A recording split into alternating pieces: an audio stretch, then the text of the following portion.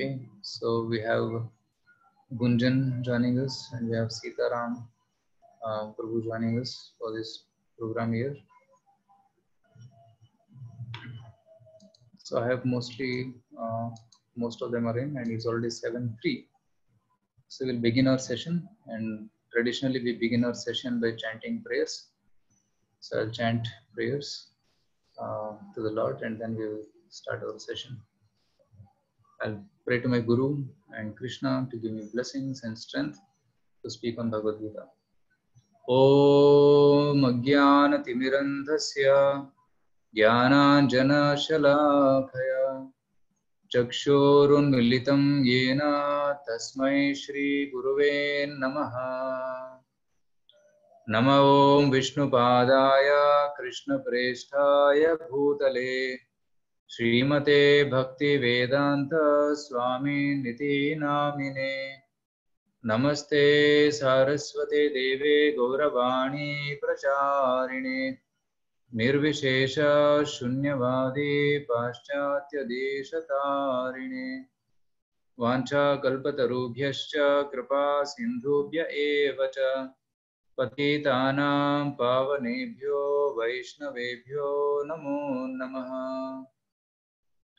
जय श्री कृष्ण चैतन्य प्रभु नित्यानंद श्री अद्वैत गदाधर शिवासादि गौर भक्त वृंद। हरे कृष्णा कृष्ण कृष्ण हरे हरे, हरे Ram Ram Ram Hare Hare.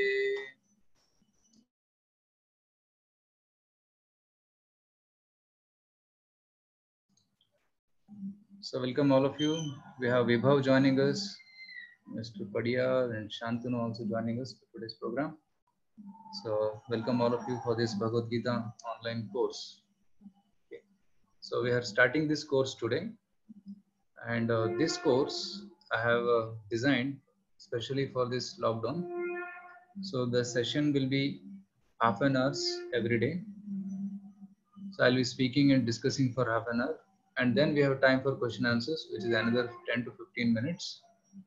So if you have any questions, you can stay back and ask questions for the remaining 15 minutes. So daily we will have a session of 45 minutes. Okay. And this session has split into many parts. There are many modules. So we have to, I have scheduled this session till the end of this month, which is like 31st of May. Okay, so almost about 20 sessions, which will cover the basics of Bhagavad Gita, starting from who am I, who is God, and nature, and reincarnation, and meditation, yoga. So different aspects from Bhagavad Gita I'll be discussing in these sessions. And the previous batch that is still going on, it has been more than a month, and we have been discussing many topics because they are very interested, and it's going on even now, and they want it every day for months together. So it's very interesting sessions, and we welcome all of you for this session, and we hope you will have a very good time. So please type Hare Krishna in the chat box if you are able to hear my voice clearly and you are ready to begin the session. Please type Hare Krishna. Okay. So I don't recommend keeping on the video because it may consume bandwidth and it may affect the communication. So at the end of the session, we can turn on our videos so we can see each other who is participating in this session. Okay. And we'll also be recording this session, and we'll make the audio of this available to you. So you can also go and maybe revise by using that audio at your free time. Okay. And I have many presentations which I have made, PPTs, which I'll be sharing with you on the screen like this. Okay. So the today's session is the spirit of Bhagavad Gita. What is the spirit in which we can understand Bhagavad Gita, and what is Bhagavad Gita? So we'll try to discuss, give an introduction to our entire series in this today's session. So what is Bhagavad Gita? Actually, the word Bhagavad indicates God, Bhagavan. Gita means song. The song of God is called Bhagavad Gita. Okay. So this song was sung by Krishna in the battlefield of Kurukshetra about 5,000 years back. So it's a very unique song because this was not sung in an auditorium nor in a orchestra. This song was sung in a battlefield. So that's what makes it unique. So you can see this photo here. So Krishna and Arjuna are on the chariot and the battle is going on. Just before the battle began, Bhagavad Gita was discussed between Krishna and Arjuna. And what is this Bhagavad Gita? Actually, if you know Mahabharata, most of you must be knowing Mahabharata. There was two families. Actually, it was only one family, but there was a split between the family. And one party was called as Kauravas, and the other party was Pandavas. And Kauravas, by nature, they were sinful, and they wanted to always trouble the Pandavas. They wanted to dominate the Pandavas. And to such an extent, they tried to poison the Pandavas by giving them poison and wanting to kill them. They even tried to put fire to the place where they were staying in Varnavarta. And they also tried to send them to the forest for 13 years in Vanvas. And they also tried to exploit the wife of the Pandavas, who is Draupadi. So much of trouble they were giving to Pandavas again and again, just because they wanted power. You might have heard the statement called power corrupts. When there is power, it corrupts the person and he wants to keep that power at any cost. Some or the other, Dhritarashtra had come to the power. Actually, Pandu was supposed to be the king, right? So there are three brothers, Pandu, Dhritarashtra and Vidura. So Pandu had become the king, and because Pandu's sons were very young when Pandu died, Dhritarashtra became the king. Dhritarashtra was acting like a king. He was not a king actually, he was acting king. And because he was blind, he was unqualified to rule the kingdom. But when he was acting like a king, he thought that it is a good chance that let me hold on to this power, let me not give it up. Let my son Duryodhana become the next king. So that's what he wanted. So he tried to kill the Pandavas so that if Pandavas are no more, then my sons can become the king. So that was his plan. So for doing that, he did lot of atrocities on Pandavas. But somehow, because of Krishna's grace on the Pandavas, Pandavas were not affected by those atrocious activities. And finally, after the 13 years of Vanvas, when Pandavas came back, Pandavas said, kindly give back our kingdom. We want our kingdom back. But Duryodhana said, no, we will not give you a kingdom. But according to the agreement, they were supposed to get back their kingdom, at least half the kingdom. But they said, no, we will never give you. I'll not give you the land of the size of the tip of a needle. Right? Needle tip is so small. That much land also will not give you. Pandava said, give us 5 villages. We'll be happy with 5 villages. They said, no, it's not possible. So then the war between Pandavas and Kauravas became inevitable. Okay, so because Kauravas were sinful and Pandavas were pious, so they thought that we have to somehow or the other establish dharma. And for that, war became inevitable. But they were trying to avoid the war at any cost. Even Krishna went as a Shanti Dut, but still Kauravas did not agree. So then war became inevitable. And at the beginning of the war scene, when Pandavas and Kauravas were assembled in front of each other, at that time, Arjuna gets anxiety, he gets tension. And because of the tension, he says, Krishna, I will not fight. I think let me run away from this battlefield. And in that critical juncture, Krishna speaks for about 1 hour, some say 45 minutes, 45 minutes or 1 hour. Nice pep talk to Arjuna. And that becomes famous as Bhagavad Gita. And after hearing this Bhagavad Gita, Arjuna becomes fully convinced and gets ready to do his duty properly. Previously, he was planning to escape, but now he wants to do his duty properly. So then he picks up his bow and arrow and he starts fighting. As a Kshatriya, his duty was to fight and protect. Like nowadays, the police is doing duty and they're trying to protect the people from problems, isn't it? So they're trying to protect the Pandavas. Sorry, I got distracted a little bit. So they're trying to protect the citizens from the diseases, isn't it?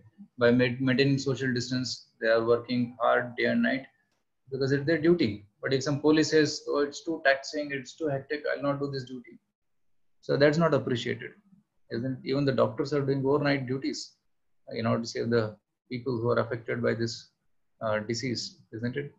So, as a doctor or as a soldier, it was duty of Arjuna to protect the citizens. So that's why he had to fight, and Krishna inspired him to do his duty properly. So that's what is this scene. And in this Bhagavad Gita, which is a discussion about 1 hour, actually it's a conversation. And Bhagavad Gita has 18 chapters, 700 shlokas. So it's a talk between Krishna and Arjuna.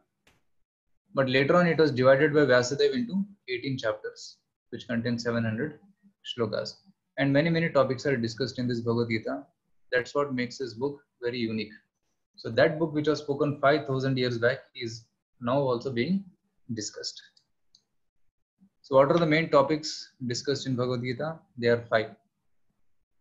Ishvara, Jiva, Ishvara, Prakriti, Kala and Karma. These 5 main topics are discussed in Bhagavad Gita. Jiva means who am I, the living entity. Ishvara means who is God. Prakriti means what is this nature, how is it being controlled by Sattva-guna, Rajoguna and Tamoguna. What is Kala? Kala means time, energy. And Karma. Karma means activities performed by combination of 3 modes and under the control and purview of eternal time. So these are the 5 topics discussed in Bhagavad Gita. So in this course, online Bhagavad Gita course, we'll be discussing mainly these 5 topics in the 20 sessions. Okay, so the topic of Jiva I'll be discussing for 2 sessions. Ishvara I'll be discussing for 2 sessions. Like this, I have divided these themes, and one session will be dedicated to these topics. Okay, so is it clear? Are you with me? If yes, please type yes in the chat box. Right? Because everybody may not be able to speak on the microphone. If you're with me and you're able to understand what I'm speaking, please type yes. Okay, Vivo says yes. Okay, thank you very much to everybody. So we'll go ahead now. So these are some of the verses from Gita Mahatmya. Adi Shankaracharya, he has written this shlokas called Gita Mahatmya, which tell us the importance of reading Bhagavad Gita. So I'll read some of verses. Mala nirmochanam pumsam jalasnanam dine dine Sakrat Gita Amritasnanam Samsara Malanashanam. One may cleanse himself daily by taking a bath in water. But if one takes a bath even once in the sacred Ganges water of Bhagavad Gita, for him the dirt of material existence, material life is altogether vanquished. See, our body gets dirty, right? Because we go for work outside, sweat comes, and from all the holes, our eyes, ears, and mouth, all the dirty substances come. So every day when you get up, you have to take bath. You have to clean all the holes of the body and clean all the dirt from the body. Imagine if somebody is not taking bath for at least 2-3 days, right?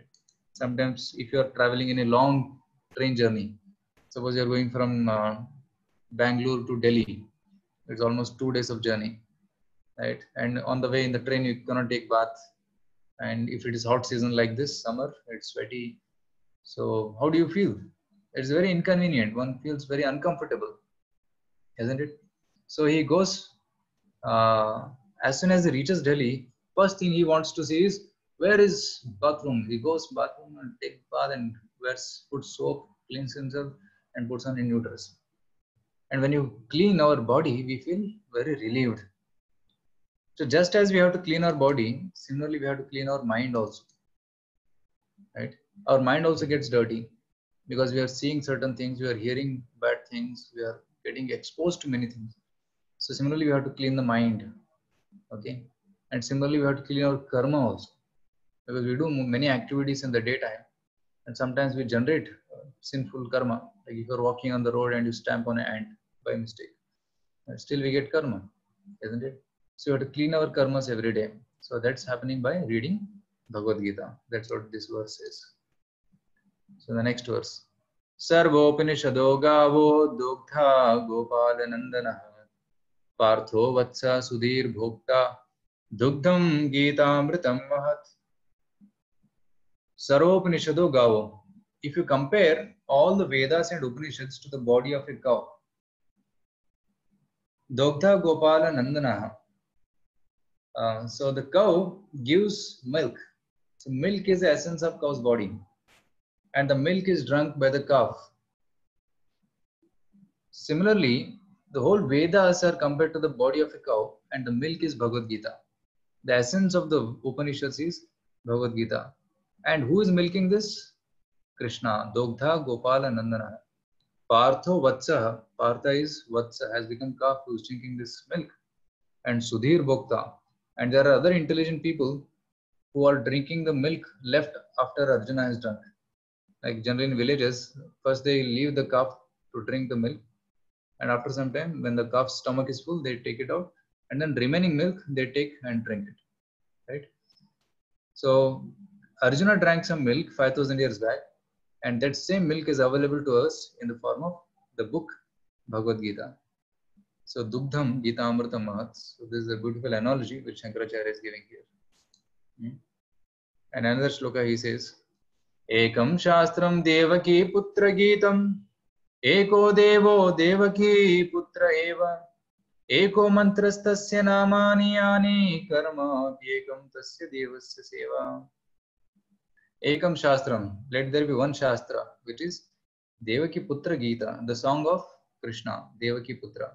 Because Devaki is the mother of Krishna. Devaki Putra Gita. Eko Devo, let there be only one God. Devaki Putra Eva. So one God is Krishna. Eko Mantrastasya Namani Yani. Let there be only one mantra, which is Krishna mantra. And Karamapi Ekam Tasya Devasya Seva. Let there be one activity, which is God service. So this is the position which Shankaracharya is giving to Bhagavad Gita. If you do not have time to read all the Vedas and Upanishads, just read this one book, which is Bhagavad Gita. These 700 shlokas are like zip file. Right? Those who are familiar with computers, you know there is a zip file. If there are 20 files, you can zip it in one file. Similarly, Bhagavad Gita is zip file of all the Vedas and Upanishads. Just by reading Gita, you can understand the essence of all the Vedas and Upanishads. So that is a special position of Bhagavad Gita. Okay. So now how to understand Bhagavad Gita? What should be the spirit in which we should understand Bhagavad Gita? So let me tell you a story. In South India, there is a place called Srirangam. Right? How many of you been to Srirangam? How many of you know where is Srirangam? Tamil Nadu. Tamil Nadu, right? So it is a place near Trichy, Tiruchirappalli. Just 5 kilometers from there is this place, Srirangam. That is very, very beautiful, biggest temple in India. So there one Brahmana was staying, and this Brahmana was told by his guru that he should read Bhagavad Gita every day. So he was opening this book and trying to read, but he was not a scholar. He did not know Sanskrit properly. So he was struggling. He will read, no, Dharma Kshetre, Kurukshetre, like this very, very slowly, with difficulty, he will read the verses of Bhagavad Gita. And there were other Pandits who were very, very scholarly, and they were also teasing him. And see this fellow, he is not able to read Bhagavad Gita also. I can recite all the verses from first to end and last verse to first verse. Without seeing book, I can memorize and recite it. That much power I got. Like this, they were very proud of their scholarship. But this Brahmana did not know all these things. But when he was reading Gita, he was crying. There were tears of love in his eyes. So Sri Chaitanya Mahaprabhu, who's a great personality, he also happened to be in Srirangam at that time. So he was also walking one day and he saw this Brahmana crying while reading Gita. So he came and asked, why are you crying? Then that Brahmana says, actually, I'm not able to understand Bhagavad Gita, but Guru has told me to read, that's why I'm reading. But whenever I see the cover page of Gita, at the cover page of Gita, this scene is there, where Krishna is driving the chariot of Arjuna. Whenever I see this scene, tears come from my eyes. How merciful my Lord is that he is becoming the driver of Arjuna. Such a big man. Like suppose you are a very rich man, right? Somebody is very rich. Will he like to drive the car? No. Generally, he will have a driver who will drive for him. But he will never drive for the driver. You don't see a rich man driving and the driver sitting behind or his servant sitting behind. No, that doesn't happen. But here Krishna, who is the master, the richest person, the biggest person in this whole world, the creator of this whole world, he is driving and Arjuna is sitting behind. And seeing this, I am getting tears in my eyes. And Sri Chaitanya Mahaprabhu says, you have understood Bhagavad Gita. You have understood the essence of Bhagavad Gita, which is devotion. Because Bhagavad Gita is a devotional book. Krishna says in Bhagavad Gita only, Bhaktya mam avijanati, manmanabhav madbhakto. So many places he is telling that become my devotee. Only by becoming my devotee, you can understand Bhagavad Gita. Not by jnana, not by yoga, not by karma, but only by bhakti one can understand Bhagavad Gita. So Bhagavad Gita should be approached with a devotional mode, right? It is just like if you are given a computer without the password, you cannot open it. Similarly, even if you have Bhagavad Gita in our hand, but if we do not have the password, we cannot understand it. And that password is devotion. Devotion means at least one should understand that Krishna is the Supreme Lord and we are his servants. And when you read in that mood with great respect for the author of Gita, author of Bhagavad Gita is Krishna. With great respect for him, when you read Bhagavad Gita, then you can understand Bhagavad Gita. So the spirit of Bhagavad Gita is devotion. There is another story. So just before the battle of Kurukshetra was about to begin, Duryodhana and Arjuna, they both go to different kings to make allies. Okay. So Krishna was also a powerful king of Dwarka. So both Arjuna and Duryodhana, they come to meet Krishna in Dwarka. But then Krishna was just taking rest. So Duryodhana went and sat near the head of Krishna. And Arjuna sat near the feet of Krishna. Because Duryodhana was proud, so he sat near the head. And Arjuna was very humble, servant of Krishna, so he sat near the feet. So at that time, Krishna was taking rest. So Krishna asks, so after that, sometime Krishna wakes up and he asks, so he sees Arjuna first. Hey Arjuna, you are here. So nice to meet you. And Duryodhana says, I am also here. I also come. Oh Duryodhana, you are also here. What brings both the brothers together here? What can I do for you? Then Duryodhana says, actually we have come to take your support because war is about to begin. So we want your support. Then Krishna says, see, both of you have come at the same time. I have to give both of you the chance. So I will do one thing, that one side I will be there and the other side my army can be there. But I will not fight.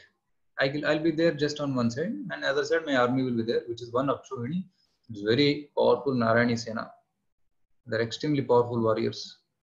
So both of you can choose. And because Arjuna is younger, I'll give chance to younger brother to choose first. And Arjuna, unhesitatingly, without any second thought, he says, Krishna, I want you on my side. And Duryodhana is wondering, Arjuna is a fool. Arjuna is choosing Krishna and Krishna says he's not going to fight. What is the use of choosing a person who is not going to fight? So externally he was internally he was very happy that I am getting the army which is going to fight. But externally he said, hey Arjuna, anyways you have chosen Krishna, so what remains is the army, I'll take the army, he says. So then the war began. But finally who won? Pandavas or the Kauravas? It's the Pandavas who won, isn't it? Why? Because Krishna was on Pandava's side. Because Krishna was there on Arjuna's side at every moment. Krishna was orchestrating, giving ideas to Arjuna how to fight. Although Krishna was not fighting, he was there to guide Arjuna and Krishna at every critical moment, like in Jayadratha, when Jayadratha was supposed to be killed, when Bhishma's time, and even when um, of Karna and even of Ghatotkacha, so many places, Krishna was the person who was there to guide and move the army, give ideas to the Pandavas, because of which they won. So although Krishna did not fight, but he was the controller of everything, and because of which they could win. So Krishna is energetic, and his army is the energy. Okay, who is powerful, energetic or the energy? So you can please type the answer there. Who is powerful, energetic or energy?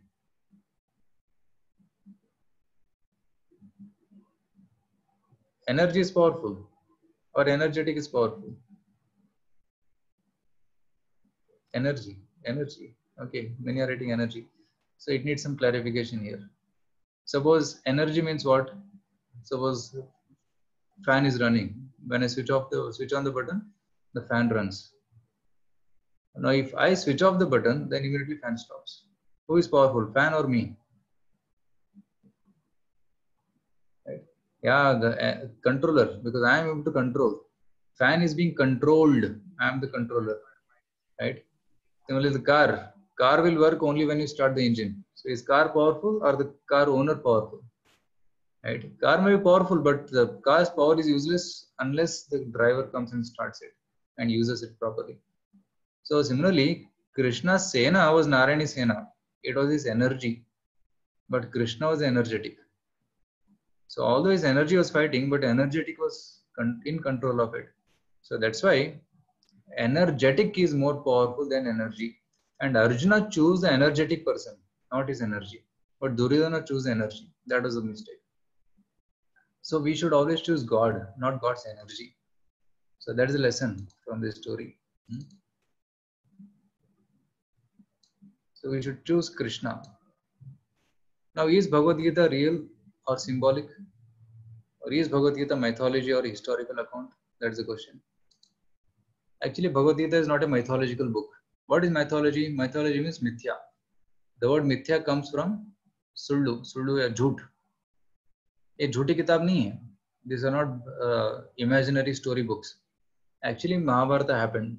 So in the next session, tomorrow when I begin, I'll show a video of city of Dwarka, how it existed. So 5,000 years back, Dwarka city was present. Right? And the proof of Dwarka city is even now found. Okay, they have gone inside the waters and they've excavated and found out that city really existed. So if Dwarka city existed, means Krishna existed. If Krishna existed, means the Pandavas existed. Kurukshetra existed. Kurukshetra city is even now present there, isn't it? So then the war really happened. Then Bhagavad Gita is actually spoken. So Bhagavad Gita, Mahabharata are not imaginary books or story books. They are historical books, that which happened long, long ago.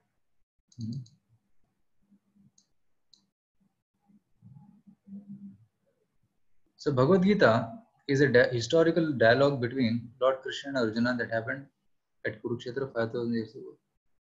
But we don't have a literary take. We don't have to literally take Bhagavad Gita. We can screw out some allegorical meaning out of it to suit our needs. No. So some people try to analyze the verses of Bhagavad Gita in such a way that they give some other meanings. Like one person said Bhagavad Gita's conclusion is health, because in 17th chapter he read some verses on health and he thought Bhagavad Gita's conclusion is health. And some person said karma hi puja hai. The whole Bhagavad Gita says just do work, just do work. Some people take only that from 5th chapter. And some people say Bhagavad Gita tells about nationalism.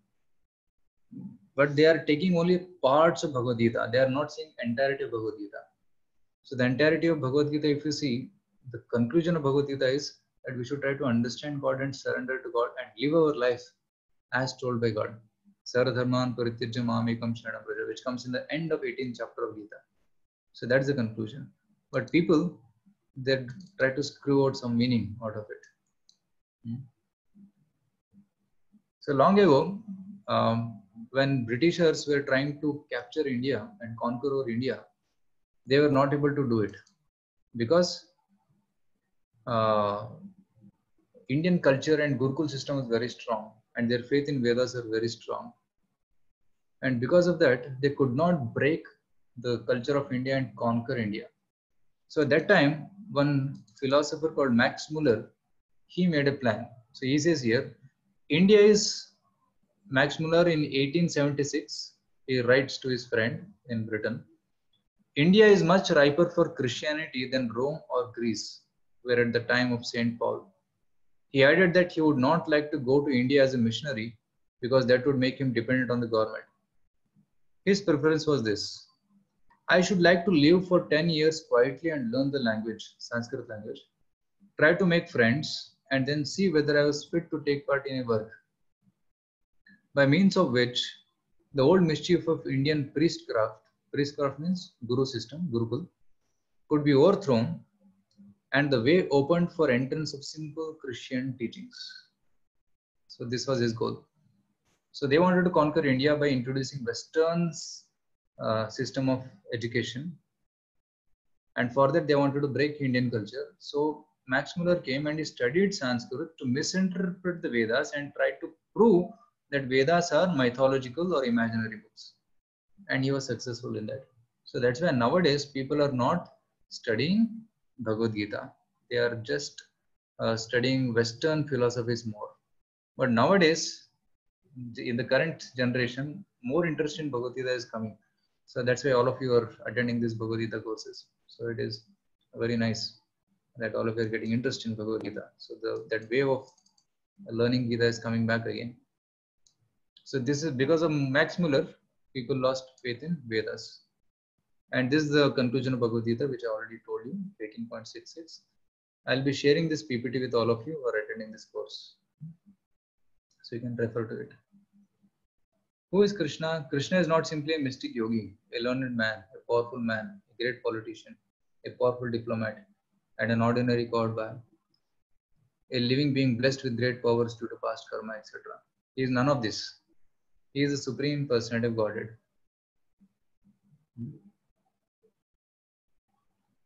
Don't miss the goal of Bhagavad Gita.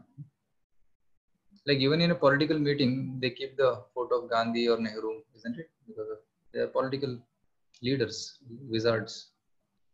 Similarly, in Gita Society, Gita programs, we keep the photo of Krishna and Arjuna. Okay, so Krishna, when he was a small child, he showed the entire universe in his mouth. And in 11th chapter of Bhagavad Gita, he showed the Vishwarup Darshan. We'll discuss it during the course, the Vishwarup Darshan. And even great sages like Asita, Devala, Vyasa, and Narada, they also accept Krishna as Supreme Lord. And here you'll see he's showing Virat Rupa Darshan. And the last part of today's session is what the world-renowned personalities say about Bhagavad Gita. So let's read. Albert Einstein, he says, when I read the Bhagavad Gita, the only question left is how God created the universe. Everything else seems to be superfluous. So he was very inquisitive about the origin and creation of this universe. Right? So that's what he was reading Gita every day. T.S. Eliot, American English poet, he says, the balance of mind which few highly civilized individuals such as Arjuna, the hero of Bhagavad Gita, can maintain in action is difficult for us even as observers. Because the kind of balance he was having in the battlefield of Kurukshetra, with such concentration he was doing his fighting, it's very difficult for any one of us to have. And you also know that story when Dronacharya gave the test, he said he kept a wooden doll and he said he should hit the eye of the doll. And Duryodhana and Yudhishthira, they were all called, they said, I see the tree, I see the sky, I see the moon, I see the stars, different things. But Arjuna said, I see the eye of the bird only. That was his concentration. Mahatma Gandhi, the deeper you dive into it, the richer the meaning you get. With every age, the important words will carry new and expanding meanings, but its central teachings will not vary. Okay. Let the Gita be to you a mine of diamonds, as it has been to me. Let it be your constant guide and friend on one's life, on one's way. Let it light your path and dignify your labor. So every time you read Gita, you get newer and newer understanding, better and better understanding. So that's the meaning. Radha Krishna, Doctor is Radha Krishna. It gives utterance to the aspirations of pilgrims of all sects who seek to tread the inner way to the city of God. Means not only Hindus, but all over the world, people are reading Bhagavad Gita. David Henry Thoreau, he says, in the morning I bathe my intellect in the stupendous and cosmogonal philosophy of Bhagavad Gita, in comparison with which our modern world and its literature seem puny and trivial. How is Bhagavad Gita relevant today? See, we have invented TV, mobile, computers, and cars. So all physical pains are gone from the body. Now the only problem is the pain has gone from body to the mind in the form of stress. In modern day, people are stressed, depressed, anxiety, fear. All these things are there. So Bhagavad Gita can relieve us from this stress. Bhagavad Gita has put a full stop to sufferings of people since time immemorial. It can solve the real problems of life, birth, old age, disease, and death, which scientific advancement cannot solve. Like now, disease is a big problem. All world is affected by this disease and death. Now, how to solve this? Well, in the future sessions, we'll be discussing this topic from Bhagavad Gita. Bhagavad Gita has a solution to all this. Gita doesn't change, unlike modern scientific theories. Right? Sometimes the value of G keeps changing, but Gita never changes.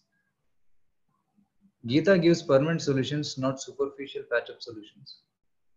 Gita helps one get in touch with Sri Krishna and his divine instructions that can benefit the soul eternally. Hare Krishna. So I just gave an overview of the session today. So from tomorrow's session, we'll be discussing about the science of soul. Who am I? Right? Am I this body, or am I spirit, soul, and antimaterial particle which is there in the region of the heart? So we'll discuss a very scientific session. I'll be giving evidences from modern science, and I'll be showing some videos also in between. So it's a very interesting session. So tomorrow we'll discuss that. So now, if any one of you have any questions, then you can ask. And also, I'd like to take some 5 minutes to just know each one of you.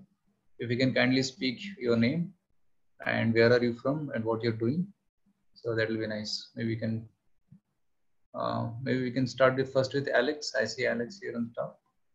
Maybe we can begin so that we can just have an introduction of each other.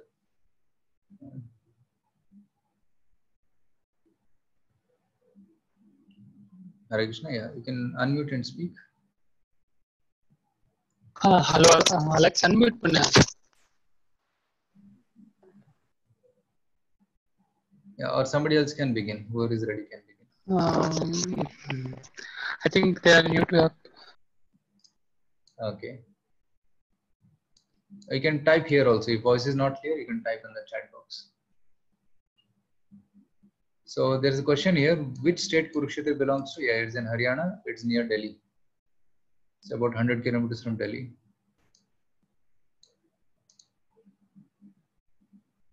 And then what is meant by Supreme Personality of Godhead?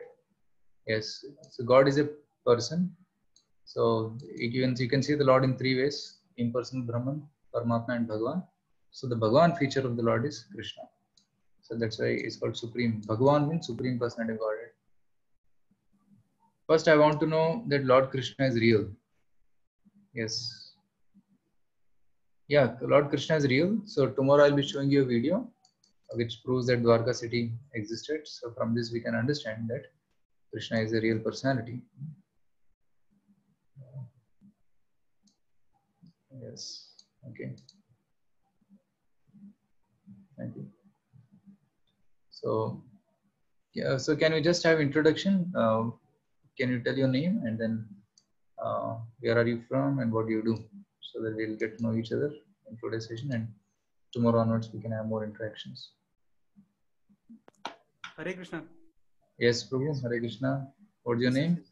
Prashant Kamath. Are you able to hear me? Prabhu? Yes, I am able to hear you clearly. Yes, this is Prashant Kamath. I'm from Mangalore. I'm currently staying in Hosur. Okay. I'm a colleague of Kiran Padiyar. Okay. Okay. So I have a lot of I read a lot of I read about spirituality. Okay. And I have a lot of questions about spirituality as well as the current world I mean, comparing it to the modern society. Okay. So, and that is one of the reasons that I've joined this course. Okay. Thank you so much, Prashant, for joining this course. And I have a question. Can I ask it right now, or would you be clarifying it later? you can ask. Okay. Okay, Prabhu. So my question is, oftentimes I come up with the situation wherein I have to make a decision, but I'm very anxious because of the uncertainties involved. Because the decision that I make right now might create more problems for myself or the people that I love. So how do I cope up with such anxiety, or how do I cope up with a decision that has to be made right now, so that my future would be easy? I know life is not without problems, but then that anxiety has to be reduced and prevent self-sabotage. So how do I do that, Prabhuji? Yeah, thank you so much. So the anxiety and fear of making proper decisions, right? Yes. So that's the question, right? So before I answer your question, I'll just paste a Google Sheet here, which contains details of yes. So you might have got a Google Sheet in the chat box. Yes. So you can just everybody can just click on it. And we'll be putting it in the WhatsApp group also. If you're operating from a smartphone, it may be difficult to do Zoom and this board together. So you can fill it up. It contains some survey and also some questions, 5 questions based on today's session. Like a small quiz just to revise. It's not a competition, but just to revise what are concepts we discussed today. This small quiz is present here. Yes. So now coming back to your question, yes, sometimes there is uncertainty and indecision with respect to taking some critical decisions. So at that time, it is important to have a good guide. And if you are properly guided, then our decisions, although the situation may be tough, but our decisions will be in the right direction, right? So we need to be guided, and we need to have a map for navigating. Like for example, if you're going from Hosur to Bangalore Majestic, suppose, if you do not know the route, there will be anxiety and constant fear of whether I'm taking the right route. But if you have a map with you and you follow the map and you keep asking the people on the way and you keep asking it every turn and you are on the right track, then you can confidently drive. But if you do not ask and if you are not sure of what road to take, then there will be constant anxiety. Similarly, in our life also, we should know what is the goal, what is my destination, where I have to reach. And when the goal is clear, then path will become clear. So many times what happens, goal is not clear. And because goal is not clear, we are uncertain about which path to take because we don't know the goal. So Bhagavad Gita helps us to understand, to determine our goal first. And once the goal is clear, Gita also gives us a map of how to reach that goal. So then we'll be very confident in taking decisions, even in tough situations. We can make the right choice. Okay, Prashant? Yes, Prabhuji. Hare Krishna. Thank you. Thank you so much. Yes. Thank you. Yes. Anybody else would like to introduce yourselves? Today we may not be able to take introduction from everybody. Maybe we'll take 2 more, and then yes, Maya Padiyar. Yeah, this is Maya Padiyar. I am Kiran Padiyar's auntie. Okay. Hare Krishna. Yeah. Hare Krishna. And along with me, my children are also listening to, they were listening to your talk. I just wanted them to know the crux of Bhagavad Gita. Actually, Kiran has gifted us many books, including your Mahabharata, Bhagavad Gita. So they are reading pages whenever they are getting time. Yes, so I just had a thought that within these 10 days they'll get the crux of Bhagavad Gita. Okay, thank you so much for joining. What they are studying? Actually, my daughter is in 12th and son is in 10th. Okay, thank you. It's the right age to study Bhagavad Gita. Yeah, thank you so much. Thank Yeah, you. Hare Krishna. Okay. Anybody else would like to introduce? Good evening, Prabhuji. Hare Krishna. My name is Anuradha. Yes, Mataji. Please tell. Just I'm interested to listen the videos. I have two sons. One is Vigneshwar Reddy and one is my younger son Yashwant Reddy. Okay. Just I'm making them to listen. And I'm the aunt of Vinith Reddy, Ala Vinith Reddy. Okay, okay, nice. Thank you so much for joining. The entire family is here. So we have two families, Anuradha's Mataji's family, Padir family together coming here. Thank you for joining. So their children also listening to this? Yeah, yeah. Okay. So did they enjoy today's session? Yeah. Yeah. Thanks. Tomorrow onwards it will get more interesting. We'll ask Yeah. my audio visuals also. Yes. Yes. Thank you. Thank you, Prabhuji. Hare Krishna Prabhuji. Hare Krishna, who's that? I'm the sister of Vinith Reddy. Okay, Hare So Krishna. I'm also listening. I'm inspired whatever Vinith says, right? So I want to like understand what is Bhagavad Gita, and that's why I was like, from today I'll join the session. What I told him, so I was. Okay, thank you so much. Hare Krishna. Hare Krishna, Prabhu. Hare Krishna.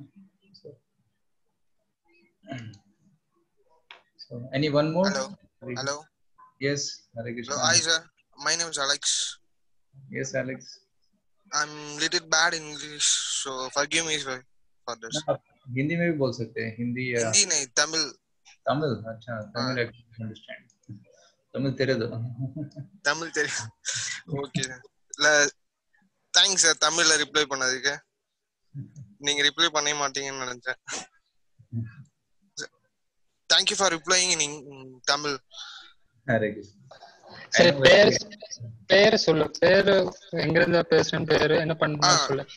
My name is Alex. I'm from Pondicherry. Okay, Pondicherry. So we have people from Hyderabad, Pondicherry, and where else? Mangalore, Bangalore, Chennai. Hare Krishna, sir.